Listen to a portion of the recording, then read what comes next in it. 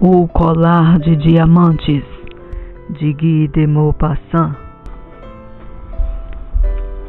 Ela era uma dessas belas e encantadoras raparigas, nascidas como por um erro do destino em uma família de funcionários.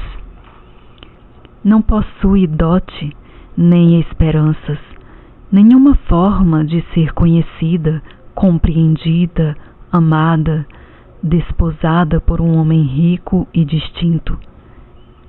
E deixou que a casassem com um funcionário do Ministério da Instrução Pública. Ela foi simples e modesta, uma vez que não se podia entregar ao luxo, mas infeliz como uma desclassificada, pois as mulheres não têm casta nem raça, e a sua beleza, a sua graça e o seu encanto é que lhes servem de nascimento e de família. A delicadeza inata, o instinto da elegância, a finura de espírito são sua única hierarquia e fazem das filhas do povo rivais das mais altas damas. Sentindo-se nascida para todas as delicadezas e luxos, ela sofria continuamente. Sofria com a pobreza da sua casa, a miséria das paredes, com as cadeiras desgastadas, os estofos de mau gosto. Todas essas coisas que qualquer outra mulher da sua casta nem sequer teria percebido, a torturavam e indignavam. A visão da pequena Breton que a servia provocava nela profundos pesares e sonhos intermináveis. Ela pensava nas antecâmeras silenciosas, forradas de panos orientais, iluminadas por altos candelabros de bronze, e nos dois grandes lacaios de calções curtos que cochilam nas vastas poltronas com o calor pesado do calorífero.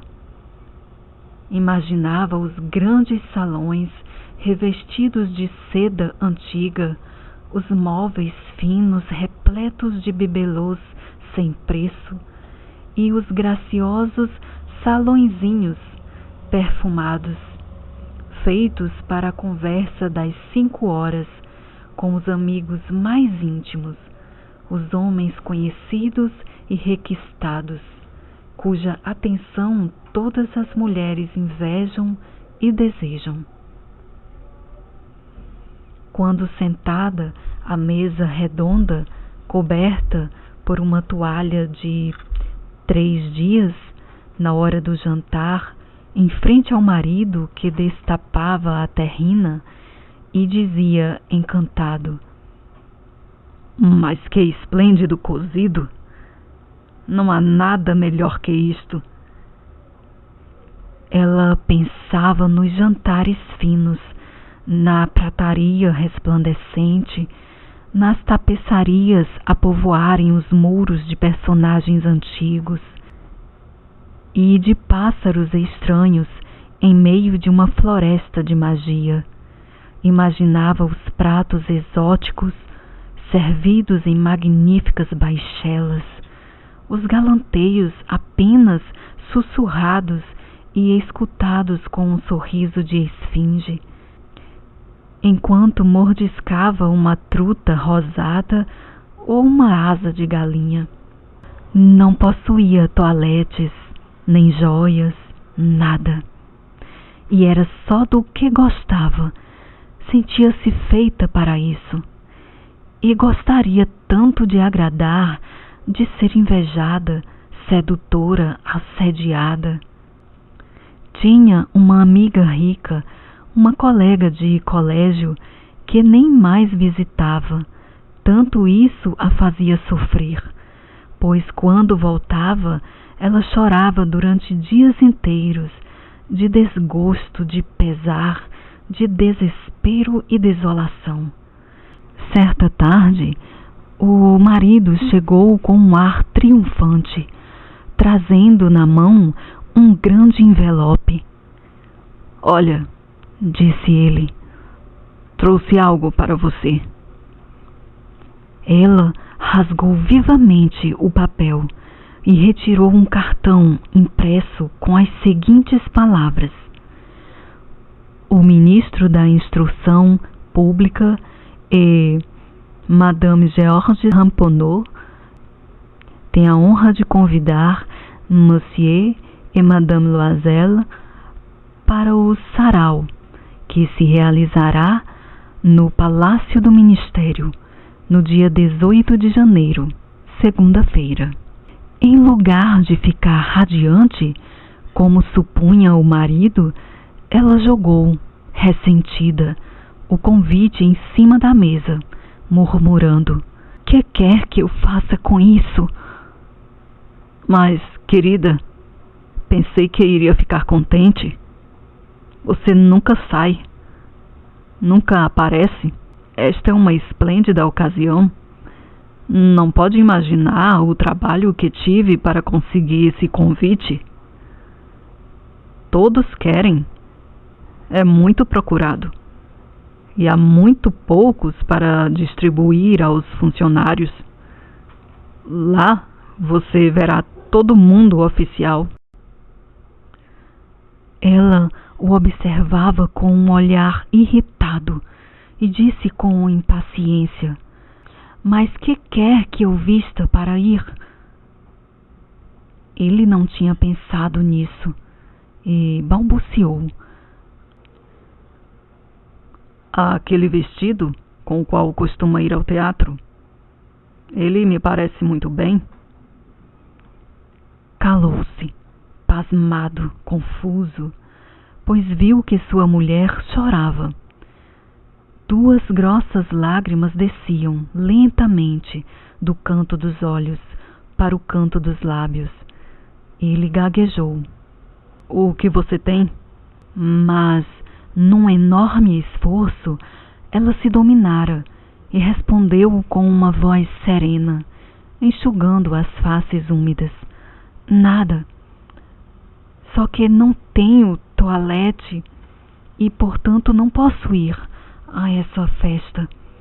Ofereça seu convite a qualquer colega cuja mulher possa vestir-se melhor que eu." Ele estava desolado. Disse a ela: "Vejamos, Matilde, quanto custaria uma toalete adequada que ainda pudesse servir em outras ocasiões, alguma coisa bastante simples." Ela pensou alguns instantes, fazendo as suas contas e pensando também na quantia que poderia pedir sem provocar uma recusa imediata. E uma exclamação de horror do econômico amanuense. Por fim, ela respondeu, vacilante: "Eu não sei com certeza, mas penso que com uns 400 francos eu poderia resolver o problema." Ele ficou um pouco pálido, pois havia guardado justamente aquela importância para comprar um fuzil e fazer caçadas com alguns amigos aos domingos no próximo verão em Nanterre. Mas disse: "Está bem, 400 francos. Mas trate de conseguir um belo vestido." O dia da festa estava chegando e ela parecia triste, inquieta, ansiosa. Não obstante, o seu vestido estava pronto. O marido lhe disse uma noite: "Que se passa com você? Há 3 dias que anda estranha." E ela respondeu: "Estou aborrecida. Não ter uma joia, uma pedra, nada para colocar. Desse modo, continuarei com um aspecto de miséria. Até preferia não ir a essa festa. Ele insistiu. Você pode colocar flores naturais. É muito chique nesta estação. Por 10 francos, conseguirá 2 ou 3 rosas magníficas. Ela não estava convencida. Não existe nada mais humilhante que ter um ar de pobre em meio a mulheres ricas. Mas o marido exclamou: como é tola! Ora, vá procurar sua amiga Madame Forestier e peça-lhe emprestada uma joia. Você tem intimidade o bastante com ela para isso. Ela deu um grito de alegria. É verdade! Eu não tinha pensado nisso. No dia seguinte, ela foi à casa da amiga e contou-lhe o problema. Madame Forestier foi ao seu armário de espelho, pegou um grande cofre, trouxe-o, abriu e disse a Madame Loisel: pode escolher, minha querida. Ela considerou uns braceletes, depois um colar de pérolas, depois uma cruz veneziana, ouro e pedrarias, de excepcional valor. Experimentava as joias diante do espelho, hesitava, não conseguia resolver se levava ou devolvia. Perguntava sempre: você não tem outra coisa? Mas, é claro, procure. Não sei o que é mais do seu agrado. De repente, ela descobriu, num estojo de cetim negro, um soberbo colar de diamantes, e o seu coração pôs-se a bater num descomedido desejo. Suas mãos tremiam ao segurá-lo. Ela o atou por cima do peitilho e ficou extasiada diante de si mesma. Então perguntou, hesitante, cheia de angústia: pode emprestar-me este apenas? Como não? Fique à vontade. Ela saltou ao pescoço de sua amiga, beijou-a loucamente, depois fugiu com o seu tesouro.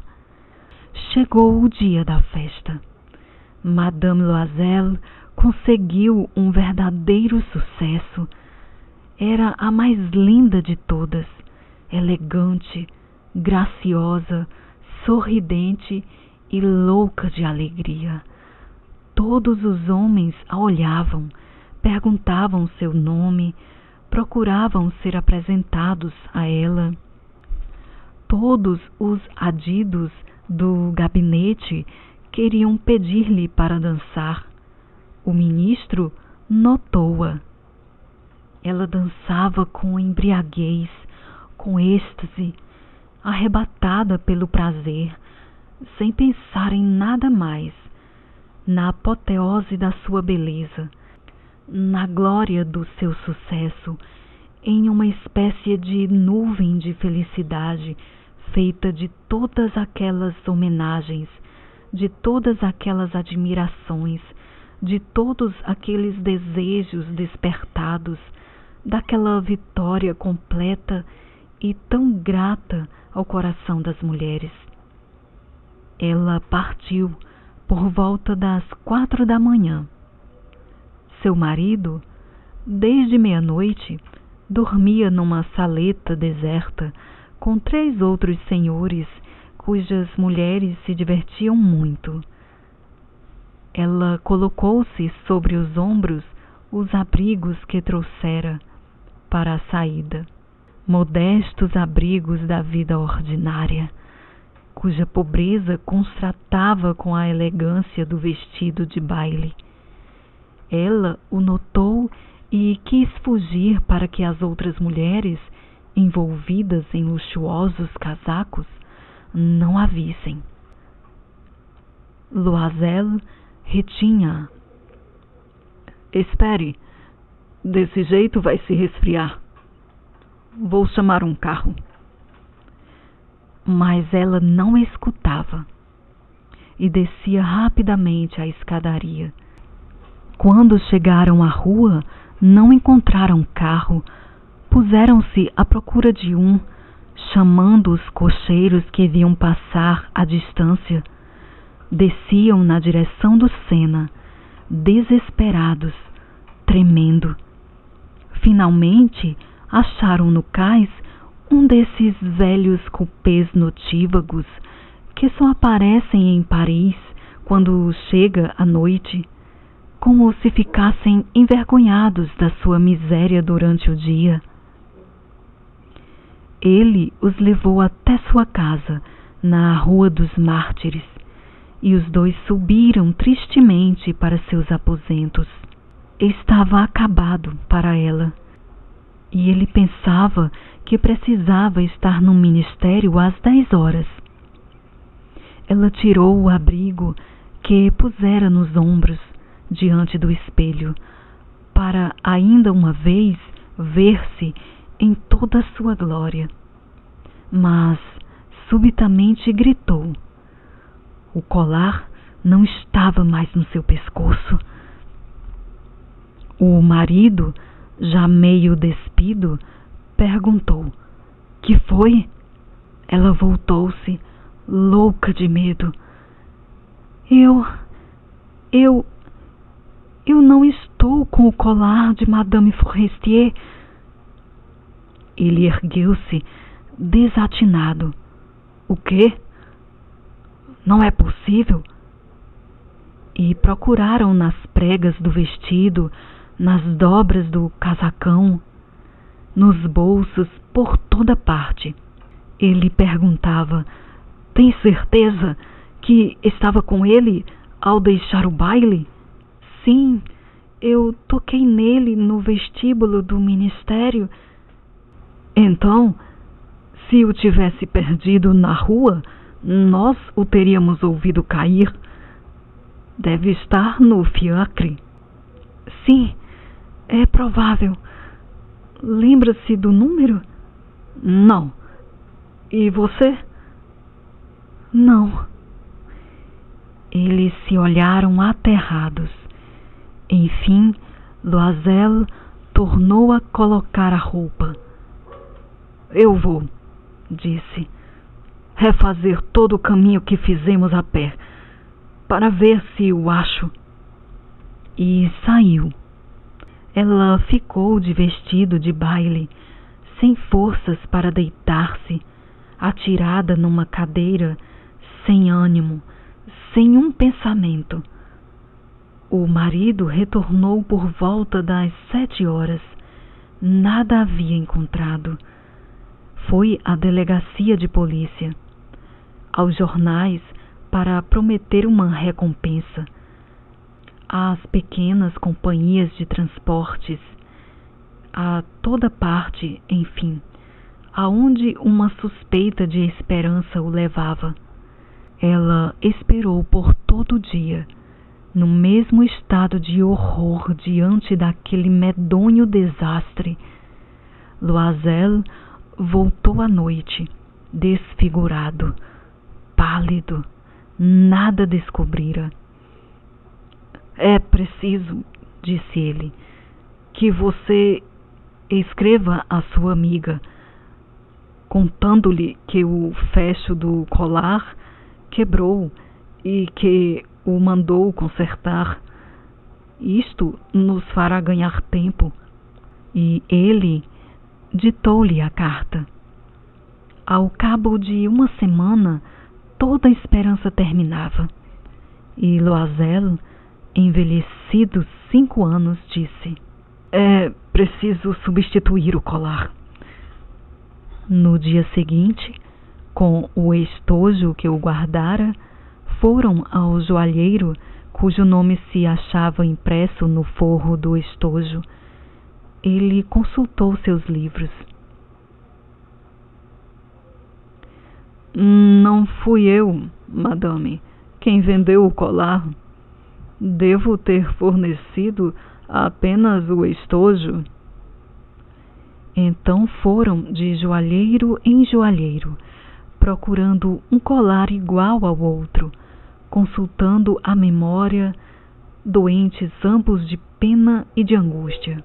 Acharam numa loja do Palais Royal um colar de diamantes que lhes pareceu corresponder exatamente ao que procuravam. Custava 40.000 francos, mas podiam levar por 36.000. Pediram então ao joalheiro que não o vendesse antes de 3 dias, e ficou combinado que o devolveriam por 34.000 francos, se o primeiro fosse encontrado antes do fim de fevereiro. Loisel tinha 18.000 francos, que lhe havia deixado o seu pai. Pediu emprestado o que faltava. Conseguiu 1.000 francos com um, 500 com outro, 5 luíses aqui, 3 luíses ali. Assinou promissórias, assumiu compromissos ruinosos, houve-se com usurários, com toda a casta de agiotas, comprometeu todo o fim da sua vida, arriscou a sua assinatura sem saber se poderia garanti-la, e, atemorizado com as angústias do futuro, com a miséria negra que ia cair sobre ele, com a perspectiva de todas as privações físicas e de todas as torturas morais, ele foi buscar o colar novo, colocando sobre o balcão do negociante os 36.000 francos. Quando Madame Loisel levou o colar a Madame Forestier, esta disse, um tanto irritada: "Você deveria tê-lo devolvido antes, pois eu podia ter precisado dele." Ela não abriu o estojo, coisa que mais temia a amiga. Se ela notasse a substituição, o que não pensaria ela? O que não diria? Não a teria tomado por ladra? Então, Madame Loisel conheceu a vida horrível dos necessitados. Aliás, ela tomou o seu partido, sem hesitar, heroicamente. Era preciso pagar aquela dívida terrível. Ela pagaria. Despediram a criadinha, mudaram de casa, alugaram uma água furtada. Ela conheceu os trabalhos grosseiros da casa, as odiosas tarefas da cozinha, lavou os pratos, estragou as unhas róseas na louça gordurenta e no fundo das panelas. Ensaboou a roupa suja, as camisas e os esfregões, que deixava secar numa corda. Manhã após manhã, carregou o lixo para a rua e a água para dentro, parando a cada passo para tomar fôlego, e, vestida como uma mulher do povo, foi ao mercadinho, ao vendeiro, ao açougueiro, pechinchando e recebendo ofensas, defendendo cada cobre do seu miserável dinheiro. A cada mês era preciso pagar letras, renovar outras, conseguir prazo. O marido fazia a escrita de um comerciante e, de noite, muitas vezes, fazia cópia a 5 sous a página. E essa vida durou 10 anos. Ao fim desse tempo, haviam devolvido tudo, com a taxa do ágio e o acúmulo dos juros sobrepostos. Madame Loisel agora parecia velha. Transformara-se na mulher forte, dura e rude dos lares pobres, mal penteada, com as saias de viés e as mãos vermelhas. Ela falava alto, lavava os soalhos. Porém, às vezes, quando seu marido estava na repartição, ela sentava-se junto à janela e pensava naquela festa de outrora, naquele baile em que fora tão bela e tão festejada. Que teria acontecido se não tivesse perdido o colar? Quem pode saber? Como a vida é estranha, mutável. Basta um quase nada para nos perder ou para nos salvar.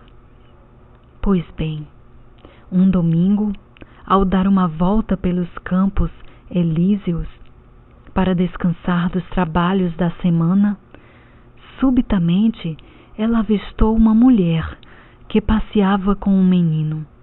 Era Madame Forestier, sempre jovem, sempre bela, sempre sedutora. Madame Loisel sentia-se comovida. Deveria dizer a ela? E agora, que já havia pago, lhe contaria todo o caso. Por que não? Aproximou-se. Bom dia, Jeanne. A outra não a reconheceu, espantando-se de ser chamada de modo tão familiar por aquela mulher do povo. Balbuciou. Mas, madame, não compreendo. Deve estar enganada. Não, eu sou Mathilde Loisel. A amiga soltou um grito. Oh, minha pobre Mathilde, como está mudada. Sim, passei por tempos difíceis desde que nos vimos pela última vez, por muita miséria, e tudo isso por sua causa. Por minha causa? Como assim? Lembra daquele colar de diamantes que me emprestou para a festa do ministério? Sim, e daí? Pois bem, eu o perdi. Mas como? Se o devolveu? Eu devolvi um outro igual e levamos 10 anos para pagá-lo. Deve compreender que não era muito fácil para nós, que não tínhamos nada, mas, afinal, acabou-se, e sinto-me contente e... Madame Forestier parou de súbito. Quer dizer que comprou um colar de diamantes para substituir o meu? Sim. Você nem sequer notou, não é? Eles eram idênticos e ela sorria com uma alegria orgulhosa e ingênua. Madame Forestier, muito comovida, pegou-lhe as 2 mãos. Oh, minha pobre Mathilde, meu colar era falso. Valia no máximo uns 500 francos.